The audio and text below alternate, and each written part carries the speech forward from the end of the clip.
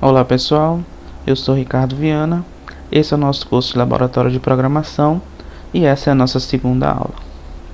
Nesta aula vamos aprender sobre os principais comandos de seleção e de repetição na linguagem C. A rigor, os comandos de seleção são três: o if, que é o de seleção única, o if com else, que é o de seleção dupla, e o switch, que é o comando de seleção múltipla.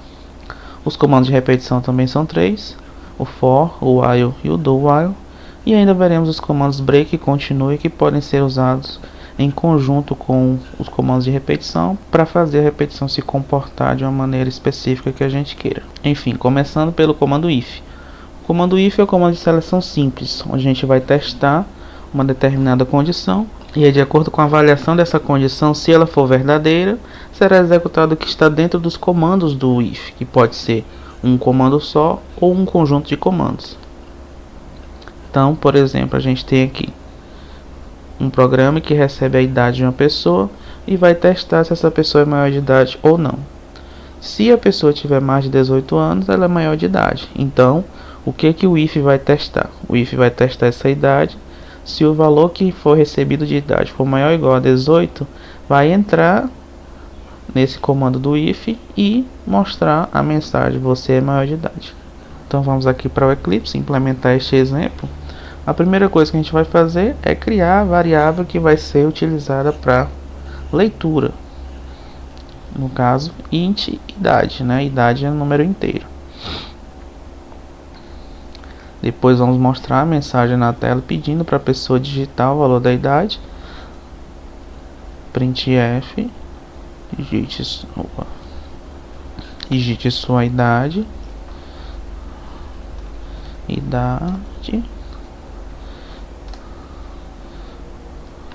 Logo em seguida vamos ler essa idade através do scanf. Como a idade é inteiro, então a gente vai usar aqui o %d para ler essa variável.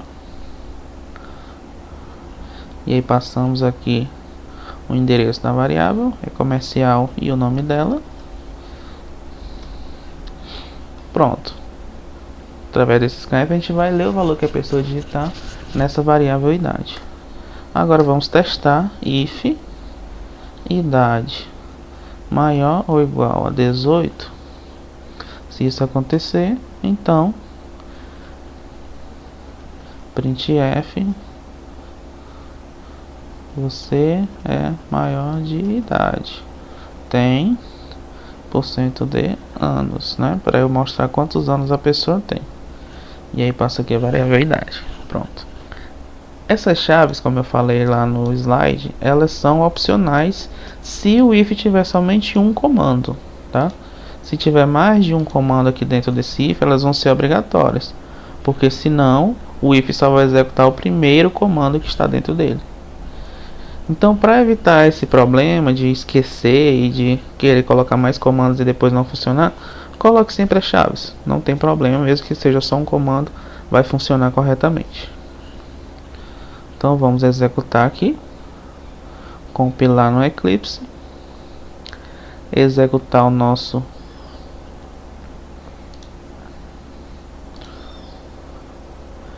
programinha. Digite sua idade, vou digitar aqui 31, e ele vai mostrar: você é maior de idade, tem 31 anos.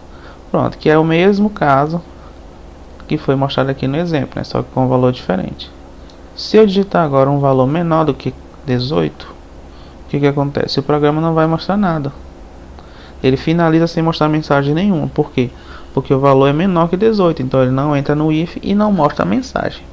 Aí se eu quiser mostrar uma mensagem para a pessoa, dizer: você é menor de idade nesse caso, o que eu posso fazer até o momento? Eu posso fazer outro if aqui embaixo, idade menor que 18, e aí escrever outra mensagem: você é menor de idade. O que vai acontecer aqui? Para qualquer valor que a pessoa digite, ele vai fazer os dois ifs. Vai testar se é maior ou igual e depois vai testar se é menor ou igual. Não é a melhor solução, mas até o momento que a gente só viu o if, é a única solução para fazer esses dois casos. Vamos executar. Coloca aqui um valor menor que 18. Agora ele diz: você é menor de idade. E claro, se for maior, vai continuar mostrando a mensagem anterior, beleza? Então, como eu falei, aquela não é a melhor solução. Qual é a melhor solução para se fazer esses dois testes? É usando o else. O else ele é usado em conjunto com o if para fazer o teste se a condição for falsa.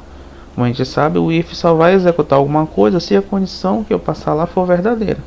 Se ela for falsa, eu posso fazer esse tratamento através do else. E aí, executar o que eu quero, dependendo do valor da condição.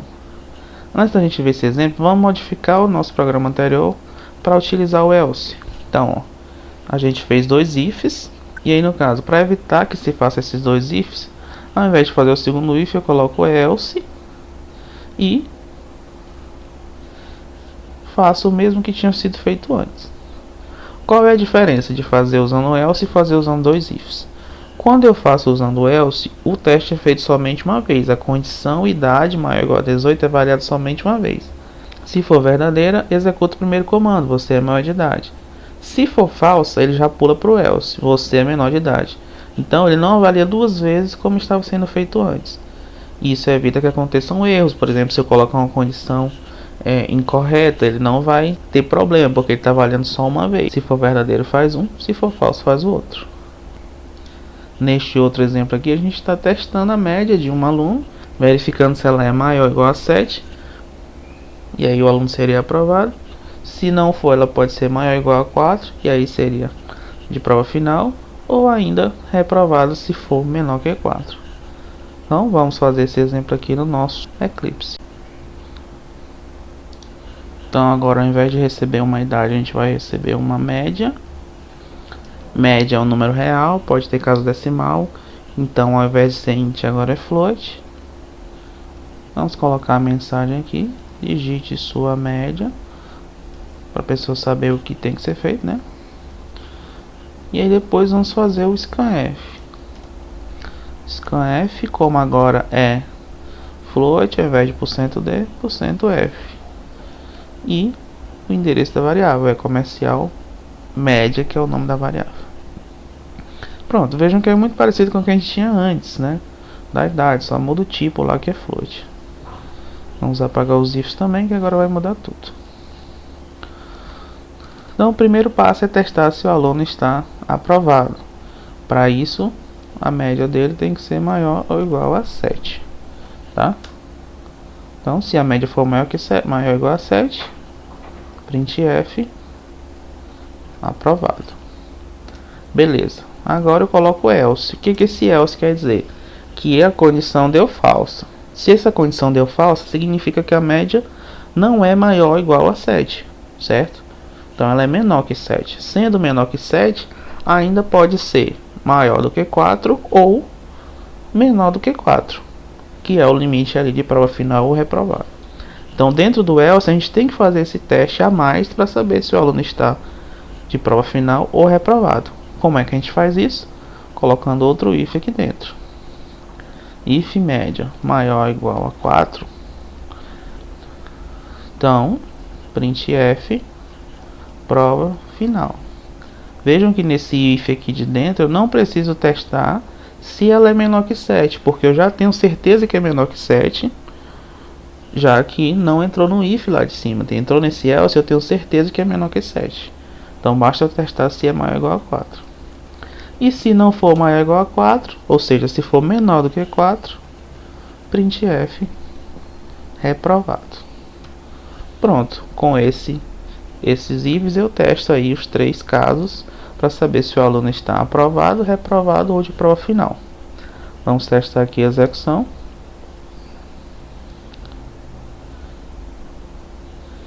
Deu um errinho aqui, ó, faltou ponto e vírgula no printf. Pronto, corrigi. Agora executou normal. Primeiro caso, se eu digito a média 8, aluno aprovado. Entrou aqui no primeiro if e escreveu aprovado. Segundo caso, se eu digito uma média menor do que 7, mas maior do que 4, por exemplo 6. Ele vai avaliar aqui, dá falso, então cai no else. Dentro do else ele entra aqui e avalia. É maior ou igual a 4? É. Então entra aqui no printf e escreve prova final. E por último, se eu digitar uma média menor do que 4, por exemplo 2, ele entra aqui, avalia, dá falso. Então cai no else. Entra aqui de novo, avalia, também dá falso, cai no outro else e escreve aqui o reprovado.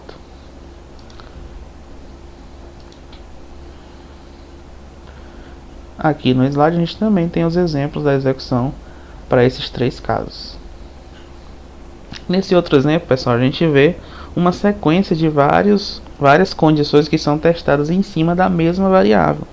Por exemplo, se eu tivesse mais casos de média, por exemplo, média maior que 2, média maior que 1, eu iria acabar enchendo de else dentro de if, dentro de else, dentro de if, ia ficar um programa bem complicado de entender.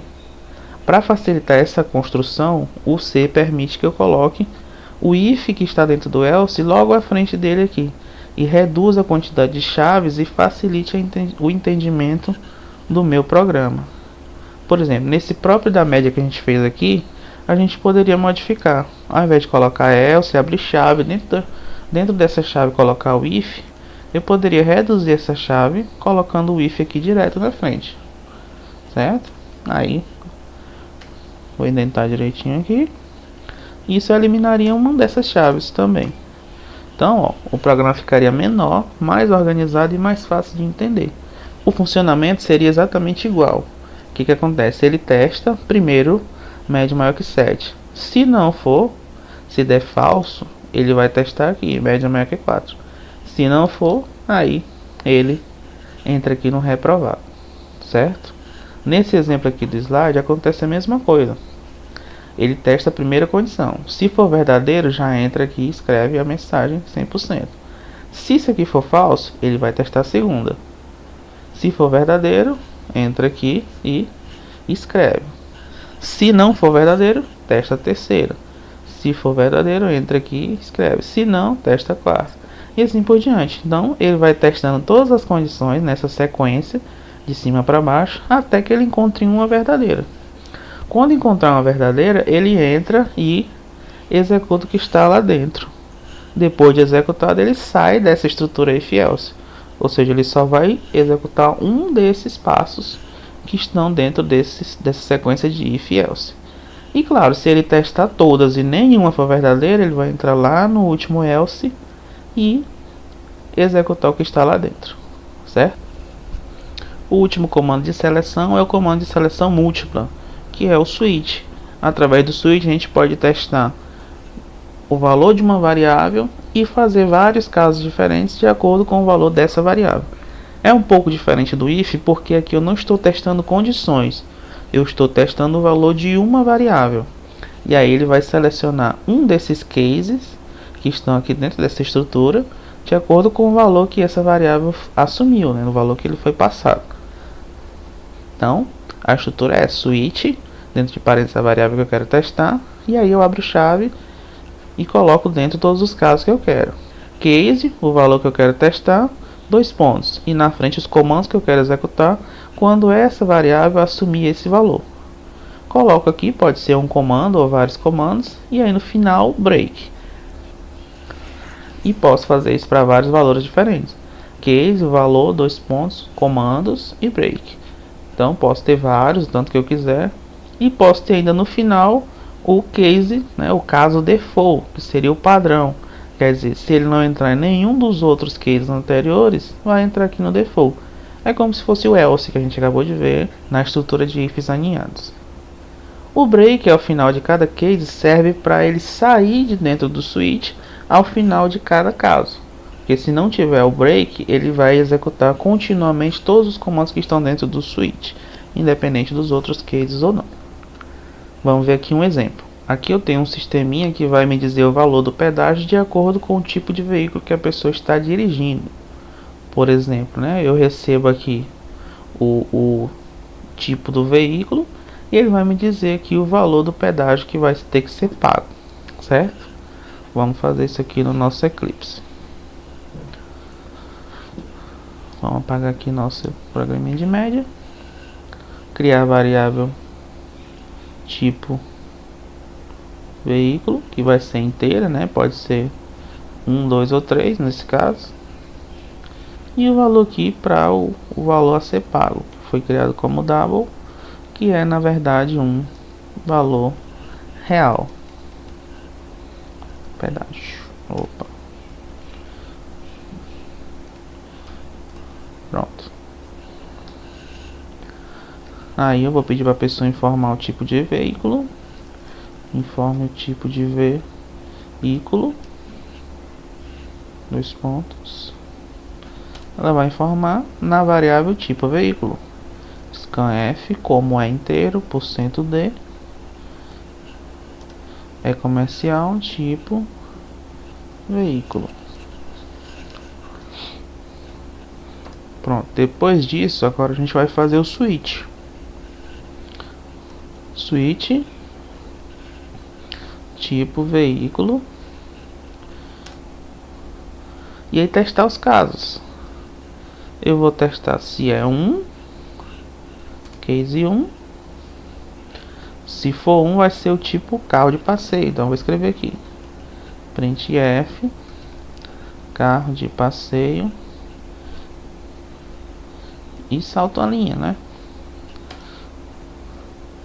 Para esse tipo, o pedágio vai ser 50 centavos, digamos, né? CT o valor, pronto, só isso, break. Então ele vai escrever carro de passeio, vai dizer que o pedágio é 50 e sair do switch.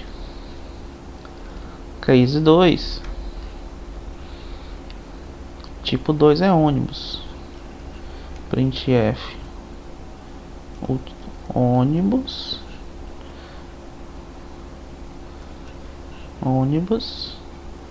salto uma linha.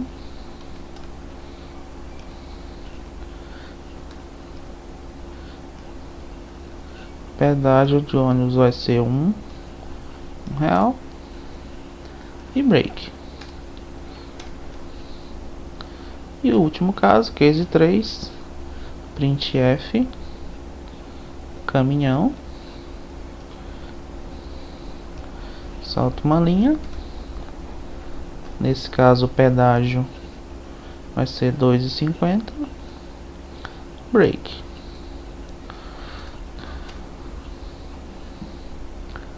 Deixa eu aumentar aqui um pouquinho para aparecer mais. Pronto. Vou colocar ainda o caso default, que ele coloca lá, né, que seria veículo desconhecido. Printf, veículo desconhecido. Só para a gente ver o funcionamento desse default. No caso aí o pedágio colocou como 0. Certo? E break. Pronto. Dentro do switch eu estou escolhendo qual tipo de veículo e atribuindo o valor do pedágio. Aqui depois do switch basta escrever printf valor do seu pedágio aqui por %.2def, né, para mostrar o real só com 2 casas decimais e a variável pedágio. Pronto, dentro aqui do switch ele vai setar o valor do pedágio e aí lá fora eu escrevo quanto foi que deu o pedágio para a pessoa, dependendo do tipo de carro. Certo, vamos executar aqui, ver se funciona. Funcionou, ó. Tipo de veículo. No caso 1, carro de passeio, o valor do seu pedágio 50 centavos. Vou executar novamente. Tipo 2, ônibus, o valor do seu pedágio R$1.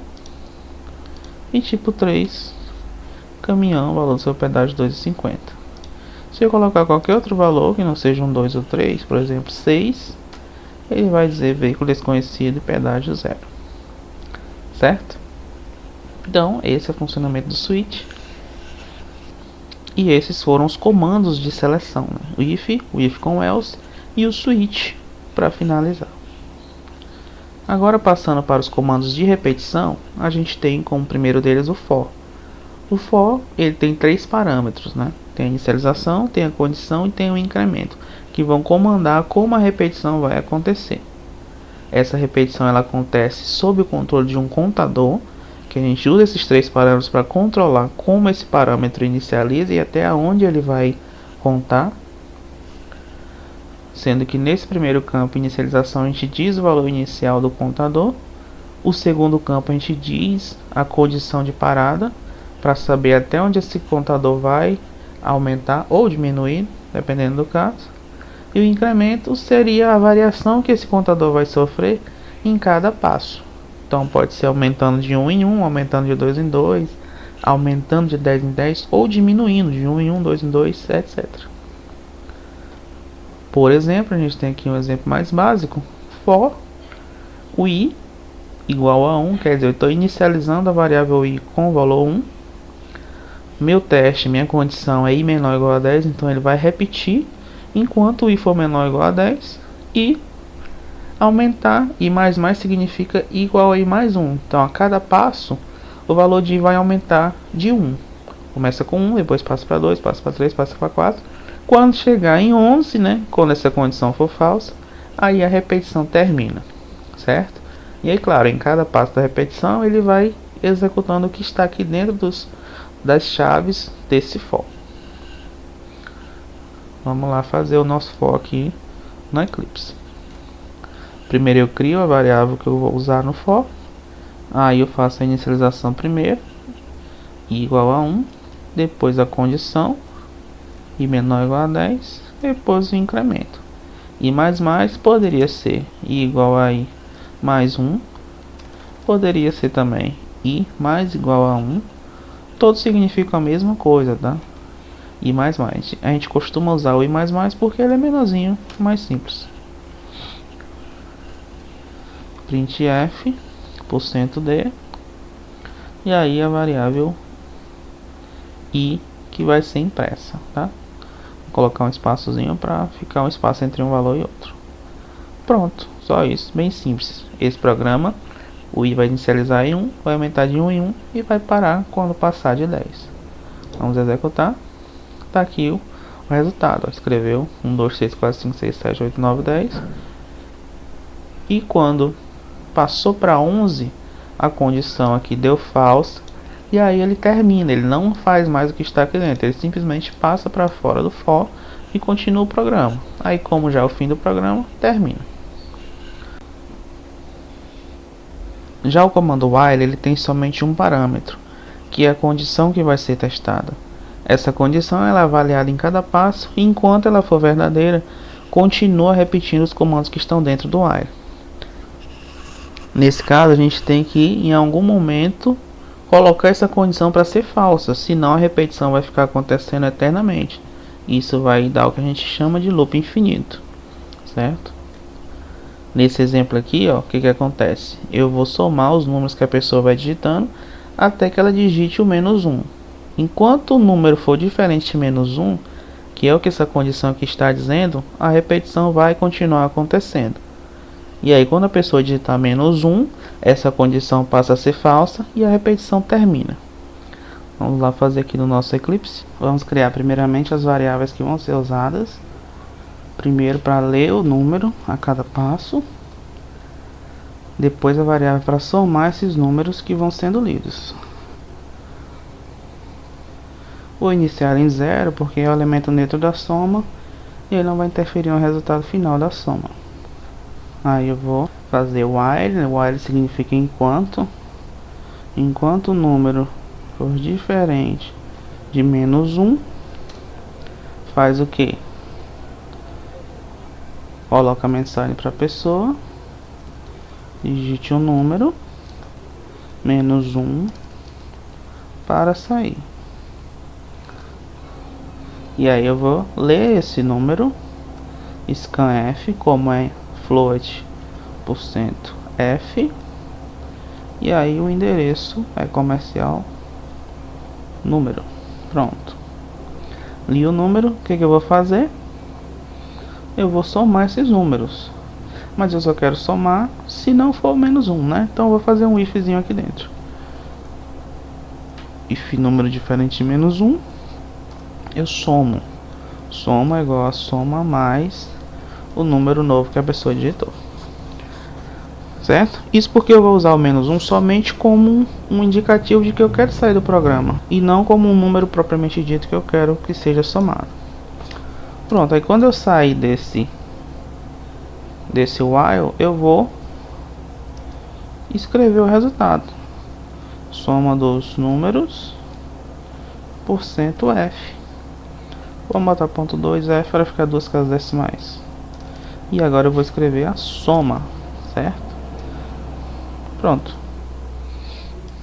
Aqui, pessoal, um detalhe que nesse exemplo aqui não apareceu, mas que eu vou falar para vocês. Esse número aqui, como eu não inicializei ele com valor nenhum, ele vai receber um valor aleatório do programa quando for declarada a variável, que geralmente é 0, mas se porventura ele vem a ser menos 1 já diretamente, vejam, ele nem vai entrar no while. Então como é que a gente evita que isso aconteça? A gente dá um valor aqui para ele qualquer que não seja menos 1, garantindo que ele entre na repetição. Então, ó, 0, 0. Como 0 é diferente de menos 1, ele vai entrar. Porque se essa condição já for falsa na primeira vez, ele nem entra no while, ele não faz nenhum passo da repetição, certo? Vamos lá então, executar nossos programas. Digite o número, ó. 1, ele repete, como não é menos 1, ele soma e repete. 2, soma e repete. 3, soma e repete. Menos 1 ele vai sair e mostrar o resultado da soma. Como eu digitei 1, 2 e 3, ele soma 3 mais 2, 5, mais 1, 6. E aí, soma dos números deu 6. Certo? Agora vejam, se eu mudar aqui para menos 1, aquele detalhe que eu acabei de falar, significa que ele nem vai entrar no while. Ele nem entra, já vai direto, mostra a soma dos números, que é 0, porque eu inicializei com 0. Então, é sempre importante a gente verificar essa condição para ter certeza de que ele vai entrar na repetição como a gente está querendo. No exemplo aqui do slide eu não coloquei a inicialização, porque ó, não vou tirar aqui. Geralmente ele inicializa com 0, e aí ele funciona corretamente, mas pode ser por acaso que ele coloque um valor menos 1 lá, e aí é melhor a gente se prevenir inicializando aqui com 0, tá ok? Aqui a gente vê outro exemplo de execução no slide, né? 10, 20, 2, menos 1. Quando coloco menos 1, ele finaliza e mostra o resultado da soma. 10 mais 20, 30, mais 2, 32. O terceiro comando de repetição é o do while. Ele é muito parecido com o while. Ele também só tem uma condição que vai ser testada, e baseado nessa condição, ele continua repetindo. Enquanto a condição for verdadeira, continua repetindo aqueles comandos. Qual é a diferença? A única diferença do while para o do while é que no while a condição é testada antes de repetir. No do while, a condição é testada depois que repetiu. Então, ele executa os comandos e testa a condição. No while que a gente acabou de ver, ele testa e somente se for verdadeira, repete. No do while não, ele repete e depois testa. Se for verdadeira, repete mais uma vez, certo? Então no do while, ele vai executar sempre os comandos pelo menos uma vez. Aqui a gente tem o mesmo exemplo anterior, que a gente fez de soma de números, usando o do while. Qual vai ser a diferença? Ao invés de ser o while aqui antes de repetir, a gente vai colocar do, e no final, na chave que fecha essa repetição, é que a gente coloca o while. While, número, a condição será a mesma. Número diferente de menos 1. Certo? Mesma condição, mesmo while. Só que eu abro com o do e fecho com o while e a condição. O que vai acontecer? Ele executa esses comandos e só depois faz o teste. Aí se a pessoa digitou menos 1, sai. Se não, continua repetindo novamente. O funcionamento é igual ao while, só que o teste é feito depois. Vamos salvar e executar. Aí. Pediu para digitar um número, vou digitar 2, vou digitar 4, 6. Quando eu coloco menos 1, ele sai e mostra o resultado da soma dos números que eu digitei. Certo? Então, while e do while são bem parecidos. Testam uma condição para continuar a repetição. O while testa antes, o do while testa depois. Aqui novamente outro exemplo. 10, 20, 12, menos 1. Sai quando digita menos 1 e mostra o resultado da soma desses valores. E para fechar essa aula, pessoal, a gente tem os comandos break e continue. O break, inclusive, a gente já viu no switch, sendo utilizado no switch. Para que ele serve? Ele serve para sair imediatamente da estrutura. Seja o switch, como a gente já viu, ou seja um comando de repetição. Quando esse break é atingido dentro de um comando de repetição, ele finaliza a repetição imediatamente, independente dos parâmetros do comando de repetição. Por exemplo, aqui, ó, for igual a 1 e menor ou igual a 10 e mais. Se o i igual a 5, break. O que acontece? Quando essa condição for verdadeira, quando o i chegar no valor 5, ele vai entrar aqui e vai fazer o break. Quando ele executa o break, o que acontece? Sai do for, sai da repetição, certo? Então a repetição termina imediatamente, não chegando até o 10, como era planejado. Vamos fazer aqui no nosso Eclipse. Criar a variável i do tipo inteiro. For i igual a 1, i menor ou igual a 10 e mais. Beleza, o normal desse for é começar em 1 e ir até 10. Agora eu vou fazer if i igual a 5, break. E aí vou fazer o que? O mesmo que tinha lá antes, printf%d, para a gente verificar o que está acontecendo nesse if, certo? Então, ó, vou executar. Ó, 1, 2, 3, 4. O que aconteceu? Quando chegou no 5, ele entrou aqui, fez o break. E aí, já saiu imediatamente. Nem executou o printf. Certo? Já saiu do for e não executou novamente. Vamos fazer o seguinte, vamos colocar um printf antes do if também, para a gente ver o que aconteceu, propriamente dito. Ó. Coloca aqui, antes do if, depois do if, e vou saltar uma linha para não ficar tudo junto, tá? Pronto, salvei, vamos executar antes. Ó, o que aconteceu? Antes do if do 1, depois do if do 1, antes do if do 2, depois do if do 2, antes do if do 3, depois do if do 3, antes do if do 4, depois do if do 4. E aqui antes do if 5 e acabou, né? Antes do if o i era 5, entrou no if. Como o i é 5, break, termina a repetição e sai, certo? Não executando nem esse printf depois do if, certo? Então é assim que funciona o break. Ele vai funcionar dentro do for, dentro do while e dentro do while dessa forma. Na hora que for atingido, termina a repetição. E também a gente utiliza no switch, como a gente viu antes, para finalizar cada um dos casos. Já o continue, ele não quebra, não finaliza a repetição, ele finaliza só o passo atual da repetição. Vamos voltar aqui um pouquinho para o que estava antes e trocar o break pelo continue. O que o continue faz? Ele termina esse passo atual imediatamente e já passa para o próximo. Ó. Então, ó, quando o i for 5, ele não vai executar isso aqui, já vai fazer o continue, já vai passar para o próximo i, que é o i6. Então, ó, o que ele escreveu aqui? 1, 2, 3, 4. No i5, ele entrou no continue e já pulou para o próximo passo. Então, não escreveu o 5, já passando para o 6, 7, 8, 9 e 10. Certo? Então, o continue, ele finaliza o passo atual e passa para o próximo passo. O break não, ele finaliza a repetição completamente, certo? Aqui estão os dois resultados que a gente também obteve lá. Com o break, ele finaliza no 5, nem escrevendo o valor 5 na tela. Já com o continue, ele simplesmente pula o 5, né? Ele não faz o printf porque o printf está depois do continue. Então ele escreve 1, 2, 3, 4 e passa 6, 7, 8, 9 e 10.